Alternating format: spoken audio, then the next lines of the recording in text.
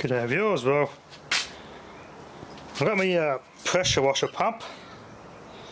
Good quality Italian made pump that bolts straight into a 5 horsepower Honda motor.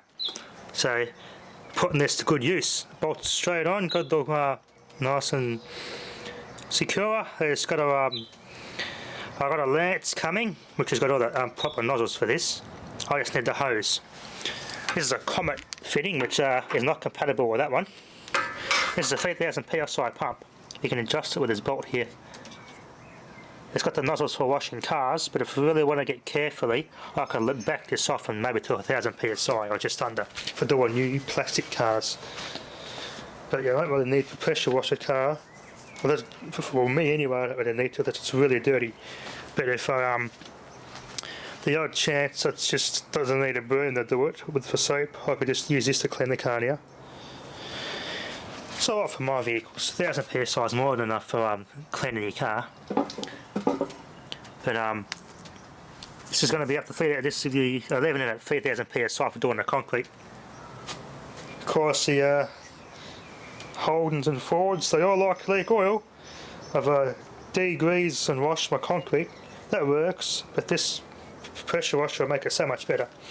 Much more powerful than the other electric one, Comet, the electric one I've got, which is still going strong, but it's a little weak for, you know, here and there. It wasn't really 1000 psi is pretty basic anyway. Thought, well, this is cheap enough, so I just got this and upgraded. It's a good upgrade. Nice brass pump. But I can't remember what it's something Remieri or something. It's Italian anyway. The main most pressure washer pumps all Italian made. Good quality stuff. That's for the soap. Well, I'll just get some car wash or mild degreaser for the washing of the concrete. I've welded this rusty old plate. This came off that McCall motor, which was given to me ages ago. The old mixer setup with the old reversing switch I restored. That's the rusty old plate off that. Of course, that was a pain in the ass to weld. I've left that in this 450 amp tap. Just a nightmare to get it to start. I couldn't get it to start welding, it was just too hard. I had to use this plate. Couldn't let it go to waste, so I got it welded on here. Tacked it along there, nice speed there, a nice speed there, one there, and a longer one along here. I might... That would be alright. I was going to put the plate the other way, sideways, and have engine mounts on it, but they're not looking like crap being too bulky, so... This will hold, this is alright. Having them mounted this way is good, because I've got everything there. The hose will come up there. I have like a thing that come up here, weld a hose onto. I might move that to the middle, cut this off. I might weld it here or here yet, I'm not sure. And it will stick out here, and I'll just weld a hose up on it and cut this off. Because this was the old trolley off the old man made this for the MIG welder. The welder sat in here, the tank with the gas sat there. There's like a this top, you know, shelf. You put your welding mask and your other stuff on there, your other tools, which is covered over the top of the welder. You put your MIG tip in there. Easy, nice little trolley. But he went and got a cheap Chinese Vepco all around a garage trolley to put the welder on, and he's using that instead, which he likes better. So rather than this going to waste, I'm going to put it to good use. This is perfectly good use. Those wheels come off an old Moxie acetylene trolley from the early 60s. Registered Thurco. Good stuff. You don't see wheels like that anymore. They're all freaking junk now. You might as well have just make them out of cast ramen and super glue. Pretty much a shit you buy nowadays. I had the vice grip these on because they didn't have a short enough Allen key to get in there. Pretty tight. Width of my thumb. I didn't want to cut up my good Allen keys either, so they're just vice gripped and nice and tight. I might get just hex nuts eventually in there, but for now I'll just use that.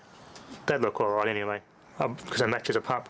But what I might do, I might just dig around in me, one of my toolboxes or the old man. So I think he's got an Allen key that size. It's came off a Chinese fantastic furniture kit.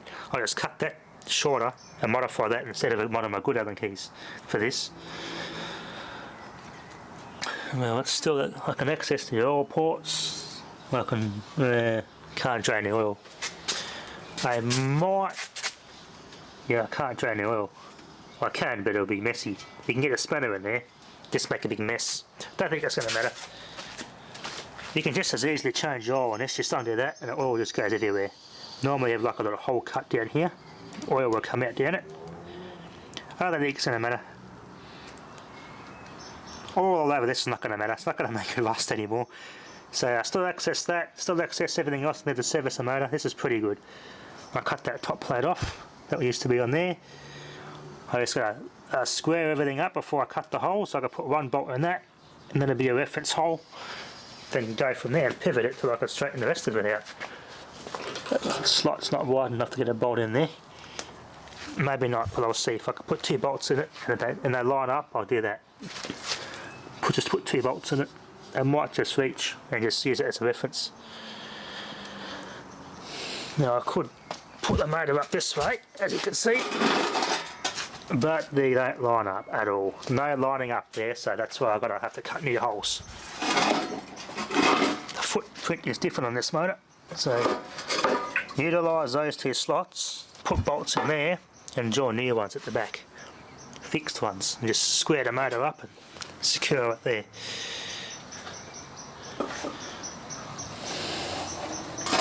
Normally they crank, try and get that centre where the crank is, get that in the middle as I possibly can.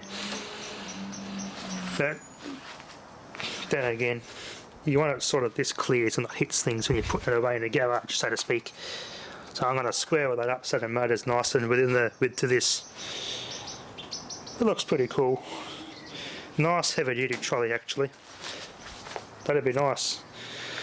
So everything I need but the hose to fit on there. That's the only thing I'm missing is a hose. Otherwise this thing is good to go.